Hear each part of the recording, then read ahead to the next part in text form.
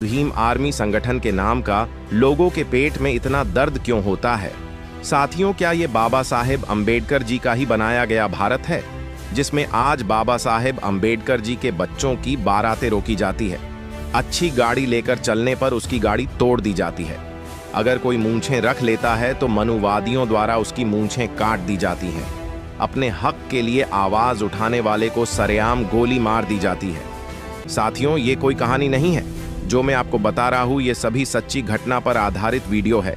और हमारी बहनों मतलब दलित बेटियों के साथ इतने दुष्कर्म क्यों होते हैं? मेरे भीम सैनिकों, जय भीम कहने पर मेरे समाज के लोगों की जीभ क्यों काट दी जाती है?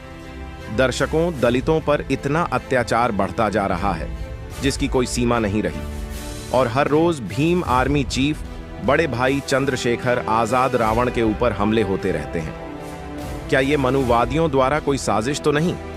क्या मनुवादियों के द्वारा भीम आर्मी को तोड़ने की साजिश तो नहीं? रावण भाई के ऊपर गोली तक चलाई गई, लेकिन रावण भाई अपने संघर्ष से पीछे नहीं हटे। अगर आपने ये वीडियो देखनी शुरू की है और आप बाबा साहेब अम्बेडकर जी और भीम आर्मी के सच्चे अनुयायी हैं, तो अपने इस अम्बेडकरवादी सोच को फैलाने वाले चैनल को सब्सक्राइब जरूर करें और कमेंट में प्यारा सा जय भीम जरूर लिखें। दर्शकों, आप अपने प्यारे से जिले का नाम जरूर लिखें, क्योंकि हमें पता चल सके कि भीम आर्मी का परचम कहां तक फैला हुआ है, और हमें पता चल सके कि हमारी जगाई गई चेतना कहां तक पहुंच पा रही है। चलिए भीम आर्मी का परचम लहराते हुए वीडियो को शुरू करते हैं। दर्शकों, भीम आर्मी के नाम का मनुवादियों के पेट में इतना दर्द क्यों होता है? इसीलिए सम्मानित साथियों, बड़े भाई चंद्रशेखर आजाद रावण को बार बार धमकियां देनी और बार बार हमला होना यही दर्शाता है कि मनुवादियों के पेट में इतना दर्द क्यों होता है। दर्शकों, भीम आर्मी का जन्म कोई साधारण जन्म नहीं है, और भीम आर्मी चीफ चंद्रशेखर आजाद रावण कोई आम इंसान नहीं है। रावण भाई एक सोच और विचार है। अगर कहा जाए तो रावण भाई ब्रांड हैं, ब्रांड। मेरे भीम सैनिकों, भीम आर्मी से पहले भारत के अंदर बहुत सारे संगठन थे और जो आज भी मौजूद है, लेकिन क्या आपने सोचा है कि कोई दलितों की आवाज उठाने वाला संगठन भी है? आपको साफ साफ जवाब मिलेगा, ऐसा कोई संगठन नहीं है। जब आपका कोई संगठन ही नहीं और सरकार भी नहीं, तो आप कैसे सोच सकते हो कि आपके हक के लिए कोई आवाज उठाएगा? दर्शकों, यही से जन्म लेती है भीम आर्मी, जो आज भारत का सबसे बड़ा संगठन माना जाता है। और भीम आर्मी एकमात्र ऐसा संगठन है जिससे मनुवादी काफ उठते हैं। ये कोई साधारण कहानी नहीं है। दर्शकों, ये कहानी है उन पांवों की जो सदियों से कुचले गए, उस आवाज की जो गूंगी बना दी गई, उस हक की जो छीन लिया गया, लेकिन अब वह आवाज उठी है।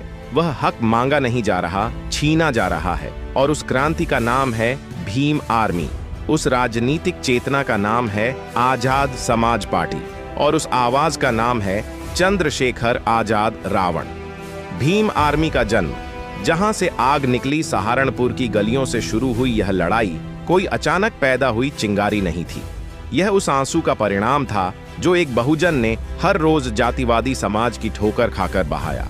चंद्रशेखर आजाद और उनके साथियों ने महसूस किया कि किताबों से ही क्रांति आएगी। उन्होंने स्कूलों में भीम आर्मी की सोच को पहुंचाया और बहुजनों को बताया कि बाबा साहेब का रास्ता ही मुक्ति का रास्ता है।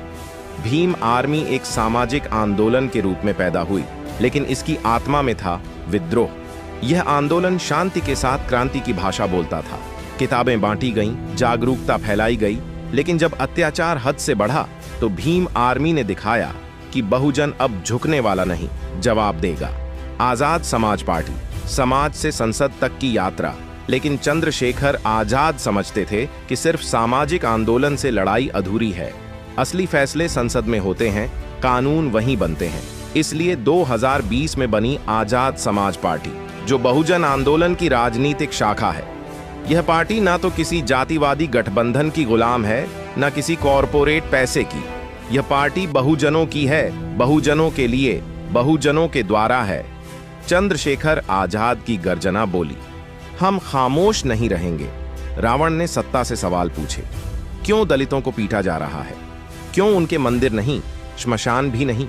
क्यों एक दलित नेता को हर बार या तो बीजेपी का एजेंट कहा जाता है या जातिवादी? क्योंकि वो सिस्टम की आंखों में आंख डालकर बोलता है, झुकता नहीं। बीजेपी, दलित प्रेम या वोट बैंक का खेल क्या है? 2027 का चुनाव सामने है और बीजेपी फिर से दलित सम्मेलनों की नौटंकी करेगी। लेकिन क्या हम भूल जाएं कि भीमा कोरेगांव में दलितों पर लाठियां चलीं, ऊना में चर्मकार भाइयों की पीठ पर कोड़े पड़े, हाथरस में बेटी के साथ बलात्कार के बाद रात में बिना परिवार को बताकर चिता जलाई गई। बीजेपी सिर्फ बहुजन वोट चाहती है, बहुजन अधिकार नहीं। जब चंद्रशेखर आजाद ने ऊना में इंसाफ मांगा तो उन्हें जेल में डाला गया। जब सहारनपुर में दलितों ने आवाज उठाई तो उनके घर जलाए गए। क्या यही सबूत नहीं कि ये सत्ता मनुवाद के पैरों पर खड़ी है? कांग्रेस जो सहती है वो भी अपराधी है। कांग्रेस की राजनीति दलित मुस्लिम समीकरण पर टिकी रही है, लेकिन नीतियां वही थीं जो ब्राह्मणवाद को ताकत देती थीं। इमरजेंसी में आरक्षण खत्म करने की कोशिश, मंडल आयोग को ठंडे बस्ते में डालना, कांग्रेस भी बहुजन विरोधी सोच से मुक्त नहीं। अब न कोई चुप रहेगा, न कोई पीछे हटेगा। अब बहुजन समाज सिर्फ इतिहास नहीं पढ़ेगा, इतिहास बनाएगा। अब हमारे बच्चे चमार, वाल्मीकि, जाटव, पासी, गोंड, कोरी नहीं कहलाएंगे, अब वो कहलाएंगे क्रांतिकारी। भीम आर्मी अब सिर्फ एक संगठन नहीं, एक चेतना बन चुका है। एक ऐसी क्रांति जो न तलवार से डरेगी, न सत्ता से झुकेगी।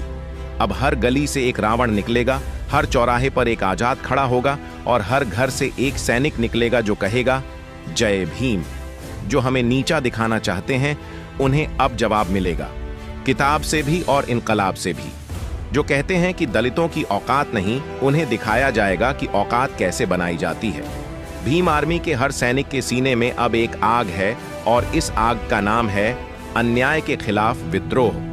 हम संविधान की शपथ लेकर मैदान में उतरेंगे और इस बार आरक्षण की भी रक्षा करेंगे और संविधान की भी। अब बहुजन सिर्फ वोट नहीं देगा, अब बहुजन नेता बनेगा।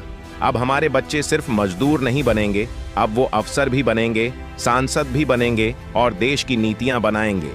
मनुवादी व्यवस्था, सुन लो, तुम्हारा समय खत्म हो गया।